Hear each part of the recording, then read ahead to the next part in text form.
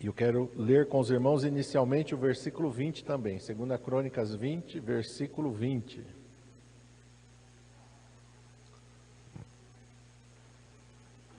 Amém? Todos acharam? 2 Crônicas 20, 20.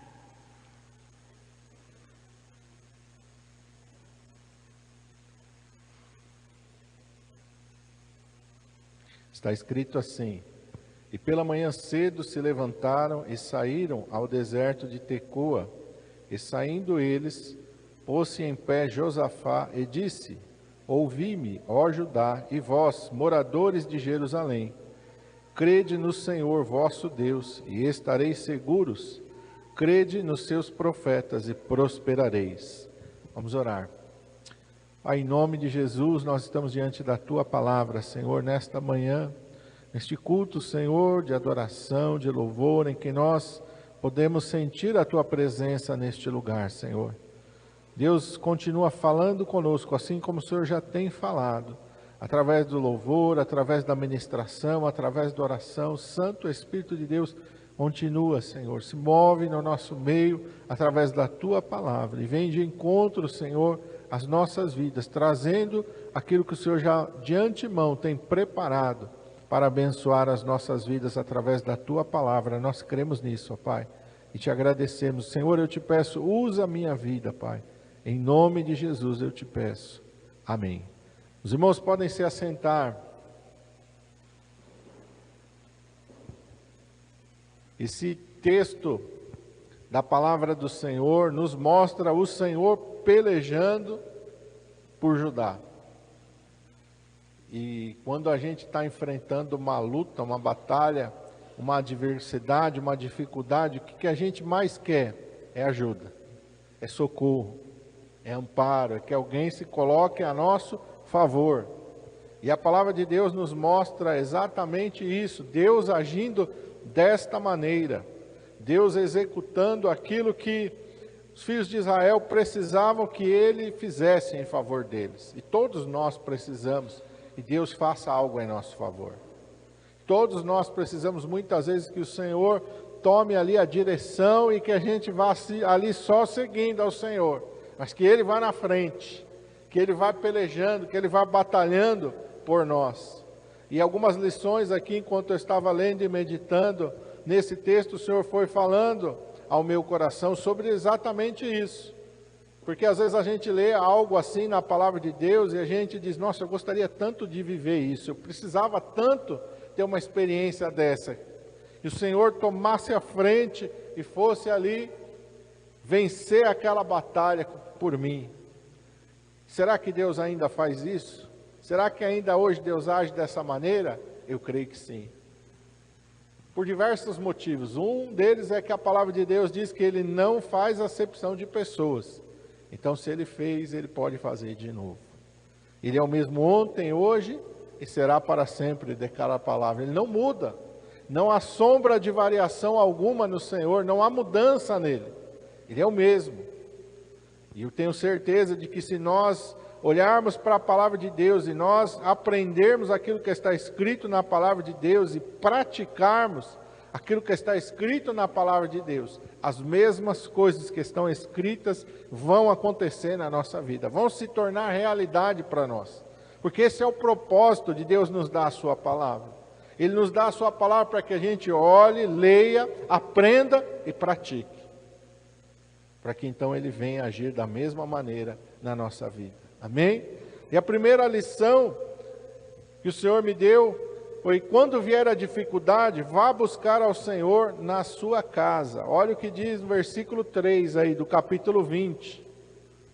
Deu-se o aviso que o inimigo vinha. Versículo 2 lá diz: alguém veio para Josafá, olha, vem contra ti uma grande multidão. Alguém deu aviso para Josafá, o inimigo se levantou.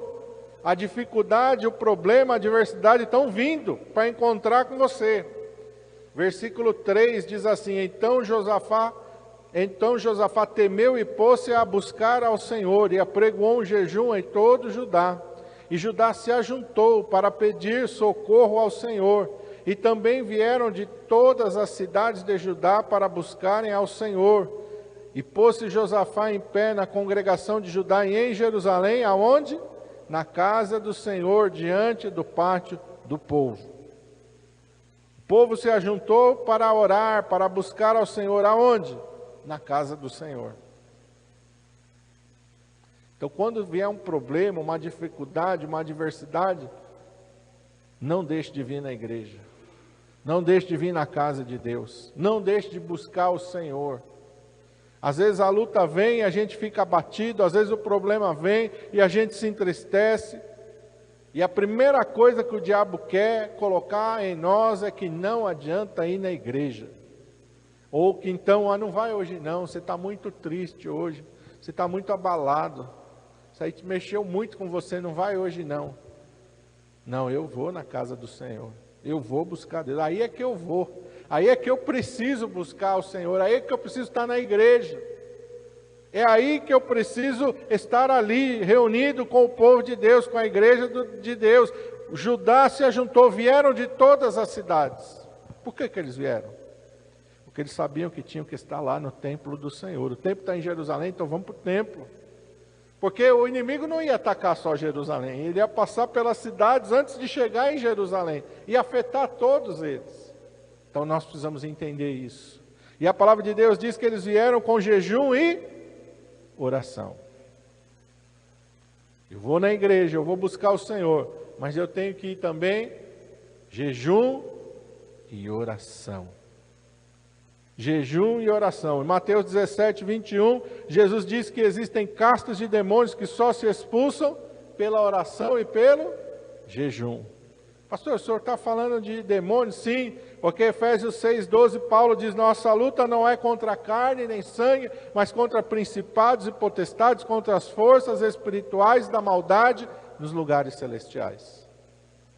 A nossa luta não é contra pessoas, a nossa luta não é contra situações, a nossa luta é contra Satanás e os seus demônios, que usa pessoas e usa situações para nos atacar. Se você ficar achando que o teu problema é uma pessoa, está errado. O teu problema é o espírito que está usando a vida daquela pessoa, que está influenciando aquela pessoa, que está induzindo aquela pessoa a agir daquela maneira. A nossa luta não é contra a carne, é contra os principados e potestades. A nossa luta não é contra as circunstâncias. A palavra de Deus nos mostra Daniel sendo lançado na cova dos leões, pelo decreto de quem? Do rei Dario. Daniel ficou com raiva do rei Dario, com ódio do rei Dario. Se eu sair vivo dessa cova de leão, vou pegar aquele rei. Ele vai ver o que é bom. Não. Quando Daniel está lá na cova, no outro dia o rei vai triste lá. Daniel, será que o teu Deus, a quem tu continuamente serves, será que ele pôde livrar-te? Daniel diz, ó rei, vive para sempre. Ele diz, ó rei, morra. Ó rei, você precisa ver o que é bom, passa uma noite aqui para você ver o que é bom. Não, ó rei, vive para sempre. Meu Deus enviou seu anjo, tapou a boca do leão. Daniel saiu da cova e continuou servindo ao rei como antes. Sadraque, Mesaque e Abednego foram lançados na fornalha de fogo ardente. Quando saíram da fornalha, continuaram servindo a Nabucodonosor. A nossa luta não é contra pessoas nem circunstâncias. A nossa luta, irmãos, ela é espiritual. Então eu preciso estar na casa de Deus. Eu preciso estar na oração e no jejum para vencer os principados e as potestades. Hoje em dia as pessoas não querem mais lutar, né? Deus usou a irmã para ministrar aqui. As pessoas não querem mais lutar. Você sabe o que a maioria das pessoas quer? Que uma oração resolva a situação dela. Eu vou lá, o pastor vai fazer uma oração. E se o pastor tiver fé, vai mudar. Não, é você que tem que ter fé. Lógico que o pastor vai orar na fé, mas se você não tiver fé, nada vai acontecer na sua vida. Lembra sempre da passagem do jovem lunático. E o pai diz para Jesus, se tu podes fazer alguma coisa, tem compaixão de nós e ajuda-nos. O pai não tinha fé, mas ele disse, Jesus tem que ter fé para resolver o meu problema. Está errado. Jesus antes começa a falar com ele, ministrar com ele, e aí ele começa a chorar, ele entende que ele que tem que ter fé para algo acontecer na vida dele. Porque sem fé é impossível agradar a Deus. Como é que eu quero que Deus haja na minha vida se eu não creio? Deus não vai agir onde há incredulidade. Deus vai agir onde há fé, e Deus vai agir pela fé. O pai do menino entendeu, começou a chorar porque ele se quebrantou. Ele disse: Senhor, ajuda-me na minha incredulidade, me ajuda que a minha fé é pequena. Aí Jesus disse: agora ele entendeu. Agora eu posso operar um milagre na vida dele. Ele entendeu. E por menor que seja a fé dele, tem que estar em ação. A fé é para ser usada. Não é para a gente transferir para outra pessoa. A fé é para nós, é para uso nosso. Cada um tem que ter fé. Cada um tem que manifestar a sua fé. Não adianta os filhos querer que a fé dos pais resolva. Não, você tem que ter a sua fé. Você tem que crer no Senhor. Eu falo para minhas filhas, eu ensino, e isso é verdade. Deus não tem neto. Deus só tem filho. Não é porque meu pai serve a Deus, que Deus é meu vô e Deus vai me ajudar. Não. Meu relacionamento com Deus, ele é pessoal. Deus tem que ser meu pai. Porque se Deus não for meu pai, ele não é nada meu. Deus não é meu avô, Deus não é meu tio. Deus só pode ser meu pai. Então eles se reúnem com oração e jejum. Aprenda que você tem que ter momentos de oração e de jejum na tua vida. Amém? Temos que ter constantemente. Não é de vez em quando, é constantemente. Aqui eu sempre falo para os irmãos, quem puder, pelo menos na Santa Ceia, uma vez por mês, vem em jejum. Participa da Santa Ceia em jejum, esteja aqui em jejum, mas não, se você puder fazer mais, faça mais. Porque o jejum é algo que vai nos fortalecer. Como assim, pastor? O que você faz quando você jejua? A gente precisa entender o porquê que é o jejum. O que eu estou fazendo com o meu jejum? Eu estou dizendo não para a minha carne. Eu estou subjugando a minha carne no jejum. É fácil fazer jejum? Não, por isso que não é fácil. Por isso que no jejum você começa a sentir um monte de cheiro, de comida, de coisa boa. Por isso que no jejum é fácil alguém vir para tentar roubar a tua paz. Por que você acha que no jejum sempre vai aparecer alguém para tentar tirar a tua paz? Porque o diabo quer que você desista do jejum, porque o diabo não quer que você faça o jejum, porque ele sabe que o jejum é fundamental para você derrotar a ele. Então o diabo não quer que ninguém jejue, o diabo não quer que ninguém ore, o diabo não quer que ninguém esteja na igreja. Quantos tem aí desigrejados hoje? Por quê? Porque Satanás está fazendo de tudo para afastar as pessoas da igreja. Mas fica na sua casa mesmo, que é a mesma coisa. Não, não é a mesma coisa. O povo vem das cidades para ajudar, para quê? Para estar no templo. Se fosse a mesma coisa, ninguém ia viajar, ninguém ia sair da sua casa, o reino ia proclamar lá que todo mundo se reunisse no templo. Se fosse a mesma coisa, eu ia falar, cada um na sua casa, ora aí, para a gente ver se vai acontecer alguma coisa. Não, vamos nos reunir, vamos nos colocar de joelho, vamos orar, vamos clamar com jejum. Olha Esther lá diante da ameaça de destruição de judeus, o que ela fez? Jejua. Porque ela sabia, se a gente não jejuar, se a gente não derrotar esse principado aí, não é porque eu sou rainha que a minha posição vai resolver alguma coisa. A nossa luta é espiritual, tem que ser resolvida primeiro no reino espiritual, aleluia. Nós precisamos entender isso. E foi isso que o povo fez, se reuniram em Jerusalém com oração, com jejum, na presença do Senhor. Então entenda isso, a importância do jejum e a oração. A segunda lição que o Senhor me mostrou, busque até Deus falar com você e te dar uma direção. Porque às vezes também a gente ora por um tempo, depois para, não temos a resposta, não temos a direção e a gente para de orar. Por quê? Porque a gente desanimou no meio do caminho, no meio da batalha. Não podemos. Versículo 13, diz, e todo Judá estava em pé perante o Senhor, como também as suas crianças, as suas mulheres e os seus filhos. Então, se você é uma luta na família, aprenda, coloca todo mundo da casa para orar, para batalhar. Diz que estavam reunidos os homens, as mulheres, as crianças, todo mundo estava ali. Criança pode orar? Deve. Criança pode jejuar? Pode. Lógico, você não vai pôr a criança num período muito longo. Mas ensina o que é o jejum para ela aprender desde pequenininho. Aqui você está acostumado a tomar café 8 horas da manhã, hoje nós vamos tomar 8h30, vai fazer um jejum, Por quê? Porque nós estamos orando, vamos orar. E aí você vai orar, não fala para a criança que você vai comer por quê? Porque, não, vamos orar.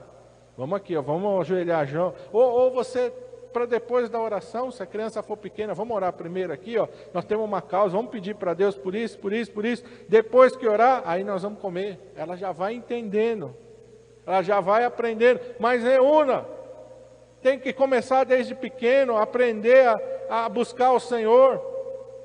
E eles estavam em pé lá, o quê? Esperando uma resposta. Quanto tempo durou isso? Eu não sei. A Bíblia não vai dizer quanto tempo eles estão ali. Diz que eles se reuniram, começaram a buscar e orar.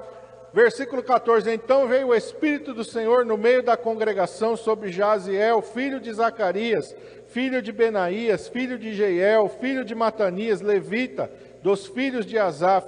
E Jaziel disse: dai ouvidos todo Judá e vós, moradores de Jerusalém, e tu, ó rei Josafá, assim o Senhor vos diz: não temais, nem vos assusteis por causa desta grande multidão, pois a peleja não é vossa, senão de Deus.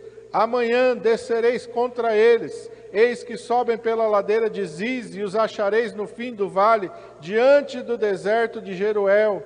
Nesta peleja não tereis que pelejar, parai, está em pé, e vede a salvação do Senhor para convosco, ó Judá e Jerusalém. Não temais, nem vos assusteis, amanhã saí-lhes ao encontro, porque o Senhor será convosco. Eles fizeram isso até Deus falar. Então você tem que orar e jejuar e batalhar. Até quando, pastor? Até quando vier a resposta. Eu orei uma vez, não aconteceu nada, pastor. Ora de novo, continua orando. Eu já orei 2 vezes, não aconteceu nada. Continua orando. Eu já orei uma semana, não aconteceu nada. É para me parar? Não, é para continuar orando.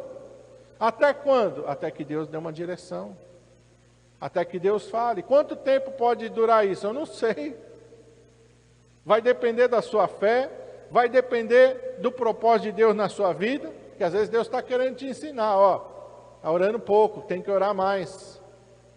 Então eu vou esperar mais um pouquinho para falar para ele, porque eu quero que ele ore mais. Eu quero que ele busque mais. Eu quero que ele aprenda que ele tem que ser o quê? Perseverante. O que é perseverança? É algo que todos nós devemos ter.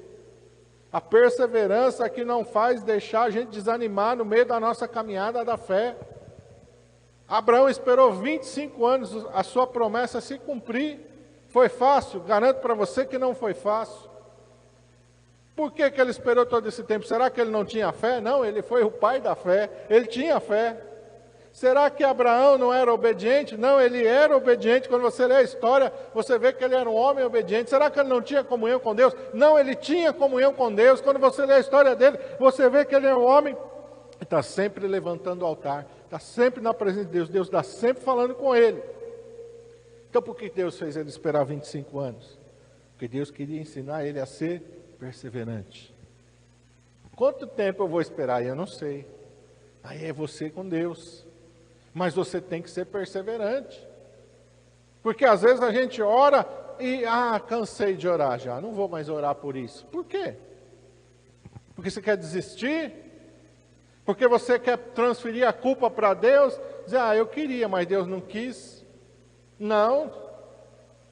É você que não quis. É você que não foi perseverante. É você que desistiu no meio da luta, no meio da batalha. O povo estava orando até que veio a resposta de Deus. Ore até que Deus te dê uma direção, até que Deus fale com você. Deus fala no louvor, Deus fala na oração, Deus fala na ministração, Deus fala na palavra, Deus fala através de profeta, Deus fala através de sonho, Deus fala de diversas maneiras.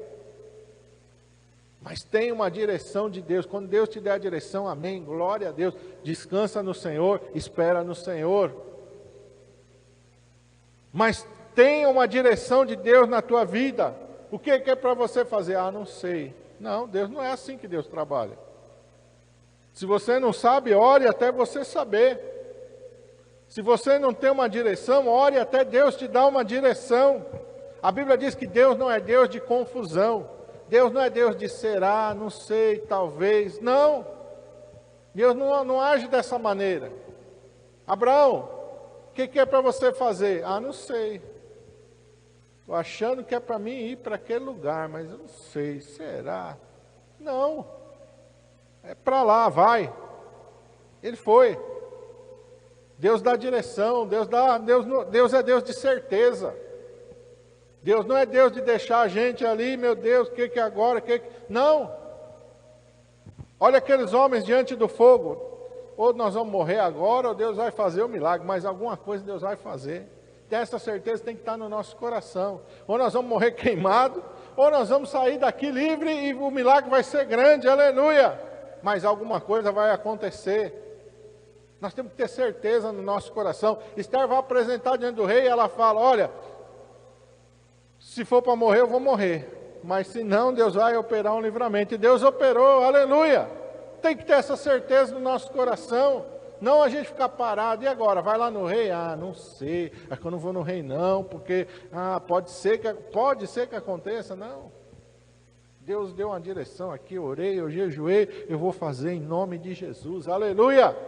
Senhor, a tua palavra diz, a porta que o Senhor abre, ninguém fecha. A porta que o Senhor fecha, ninguém abre. Senhor, vai na minha frente. Essa semana eu vi um rapaz contando um testemunho, e eu já tinha ouvido, mas eu tinha esquecido. Aí eu ouvi essa semana, foi bem bacana. Ela era esposa de um militar e o marido dela morreu. E quando o marido dela morreu, tinha alguma coisa lá na documentação dele que não estava certo. E ela ficou sem a pensão do marido. E ela ia sempre lá no batalhão, falar com o comandante falava, não posso te ajudar, porque não sei o que lá da documentação não tinha. E ela foi, um dia ela falou, Senhor, vai comigo no batalhão, estou cansada de ir, Senhor. Vai comigo lá no quartel, Senhor, eu estou cansada de ir lá e não ter resposta, Senhor. Vai comigo, vai na minha frente, Senhor, me dá uma solução.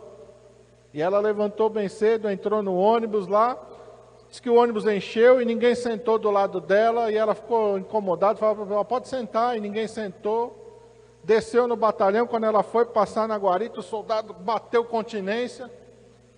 Ela foi. Quando entrou na sala do comandante, todo mundo que ela cruzava batia continência. O comandante bateu continência e falou, já sei porque você está aqui. É por causa da pensão do teu marido, né? Mas pode ficar tranquila que eu já estou dando prosseguimento aqui, você vai receber. Ela, glória a Deus, aleluia, não precisou falar nada, saiu. Quando ela chegou na guarita, o soldado, vem cá. Ela disse, o que foi? Falou, quem era aquele militar de alta patente que estava com você? Ela falou, o quê? Ele falou, não, aquele camarada, ele falou, fiquei com tanto medo que eu nem olhei para ele. Eu só vi as divisões. Onde você conhece ele? Ela falou, não, eu estava sozinha. Ele falou, não. Nosso Deus, quando a gente tem fé, quando a gente coloca a nossa fé em ação, o Senhor vai com a gente. O Senhor peleja pela gente, mas a gente não pode desistir. A gente não pode sair sem uma direção de Deus. Então a gente tem que saber que o Senhor é o socorro, o quê? O que diz a palavra de Deus? Socorro bem presente na hora da angústia. Ele não está olhando para a gente de longe, torcendo para a gente de longe, não, quem sabe agora ele vai dar certo. Não, ele é Emanuel, ele está junto com a gente. É que muitas vezes a gente não percebe que ele está junto com a gente. É que muitas vezes a gente não ouve ele falar, mas ele está falando. A gente está como Marta. Jesus está na casa, mas nós não estamos ouvindo ele falar. Jesus está na casa, mas a presença dele não está fazendo diferença na nossa vida. Por quê? Porque a gente está resolvendo tudo sozinho. Porque a gente está fazendo as coisas tudo do jeito que a gente acha que deve ser feito. A gente está fazendo as coisas na força do braço. A gente está quebrando a cara. A gente está chorando. A gente está achando que nós estamos sozinhos. E o Senhor está do lado, falando, se meu filho orasse. Se minha filha me buscasse. Se minha filha entendesse. Aleluia. Eu sou Deus presente. Eu sou o socorro bem presente na hora da angústia. Se ele entendesse, aleluia, que eu posso mudar a história. Eu posso virar a situação no momento. Aleluia. Então nós precisamos entender. Deus está trabalhando, aleluia. Terceira lição, ore, adore, louve e exalte a Deus mesmo antes da vitória. Versículo 18. Quando Josafá ouviu a palavra de Deus na boca do profeta diz: então Josafá se prostrou com o rosto em terra, e todos Judá e os moradores de Jerusalém se lançaram perante o Senhor, adorando ao Senhor. Aleluia! E levantaram-se os levitas dos filhos dos coatitas e dos filhos dos coraitas para louvarem ao Senhor, Deus de Israel, com voz muito alta. Aleluia! O que aconteceu aqui, irmão? Por que eles estão louvando? O inimigo ainda continuava lá? Sim. Tinha acontecido alguma coisa com o inimigo? Não. Por que eles estão louvando? Porque nós temos que louvar, irmão. Nós vamos louvar mesmo antes de a gente ver qualquer coisa, que a gente louva é pela fé. A gente não louva pelas circunstâncias, a gente louva porque a gente conhece o nosso Deus, porque a gente sabe que o nosso Deus é fiel e verdadeiro. Aleluia! Nós temos que adorar o Senhor igual Jó. Senhor, eu te adoro, Senhor Deus, o Senhor tomou, bendito seja o nome do Senhor, minha vida está nas tuas mãos, Senhor, eu não estou entendendo essa situação, eu não estou entendendo o que está acontecendo, mas louvado seja o nome do Senhor, o Senhor está comigo, aleluia, o Senhor está junto comigo, o Senhor está na causa, aleluia. Eles começaram a louvar e a adorar, porque a palavra de Deus, aleluia, porque a direção de Deus é a certeza da vitória. Deus não fala por falar, Deus não é igual político que vem, vai falar alguma coisa que Ele não vai cumprir, Deus não vai dar tapinha nas nossas costas, Deus vai falar algo que Ele vai cumprir, que Ele vai executar, aleluia. Versículo 21, aconselhou-se com o povo e ordenou cantores para o Senhor, que louvassem a majestade santa, saindo diante dos armados, e dizendo, louvai ao Senhor, porque a sua benignidade dura para sempre. É a primeira e única vez que eu vejo um exército que na frente não tem arma, na frente tem instrumento, na frente tem louvor, na frente tem adoração, aleluia. Na frente tem alguém dando glória. Não tem ninguém lá fazendo cara feia para o inimigo, não tem escudo, não tem espada, não tem lança, não. Tem louvor e tem adoração, aleluia. A gente precisa entender a importância do louvor. Porque a Bíblia diz que no meio do louvor, quem é que habita? Quem é que habita no meio do louvor?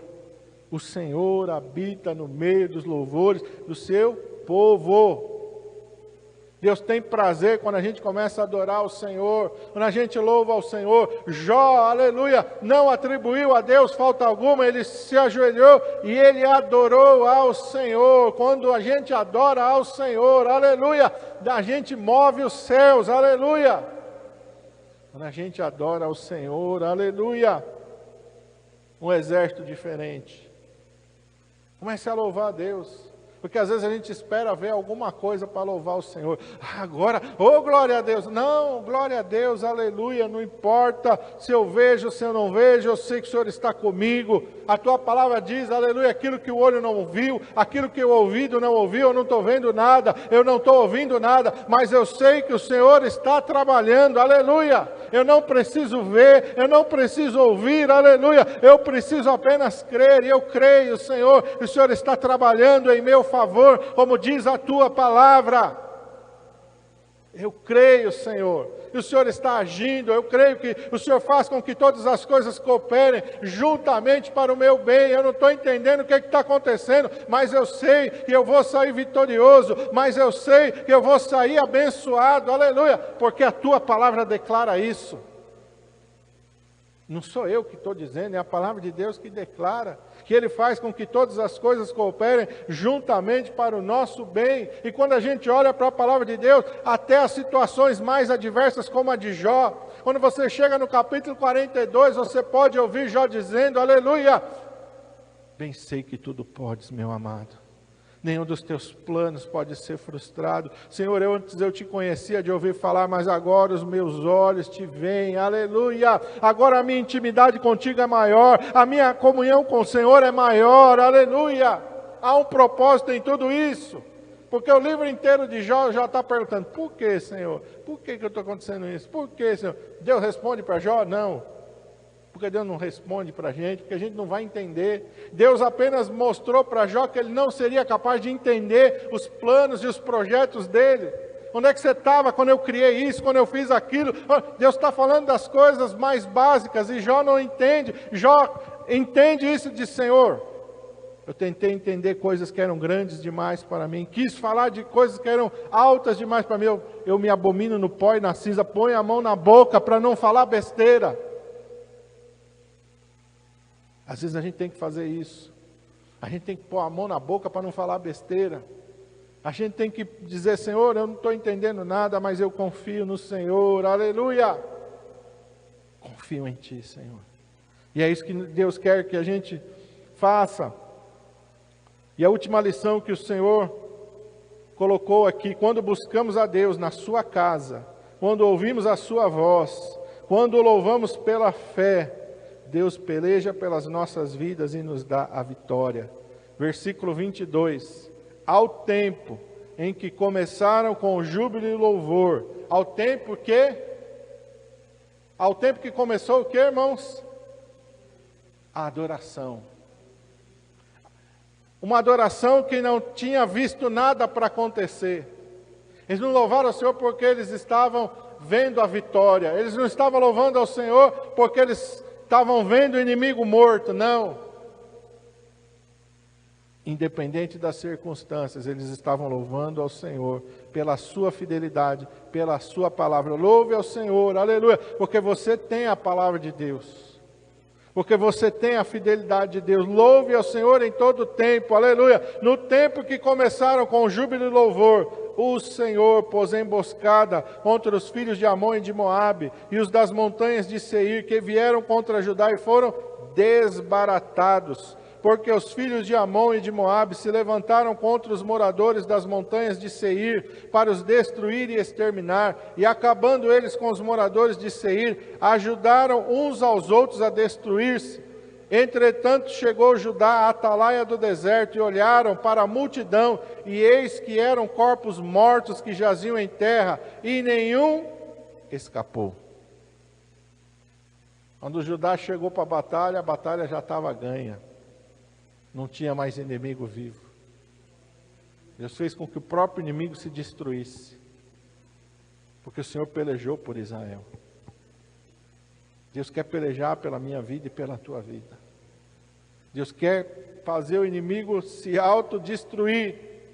Mas para isso a gente tem que entender, aleluia, como é importante nós estarmos na casa de Deus. Para isso a gente precisa entender como é importante a gente orar e jejuar, como é importante a gente não retroceder, como é importante a gente não desanimar, como é importante a gente não deixar que as coisas nos afastem da presença de Deus, como é importante a gente continuar firme até que Deus dê uma palavra e uma direção, como é importante a gente acreditar na palavra de Deus, ainda que os nossos olhos não estejam vendo nada, ainda que os nossos ouvidos não estejam ouvindo nada, aleluia. Como é importante nós nos alegrarmos e adorarmos ao Senhor.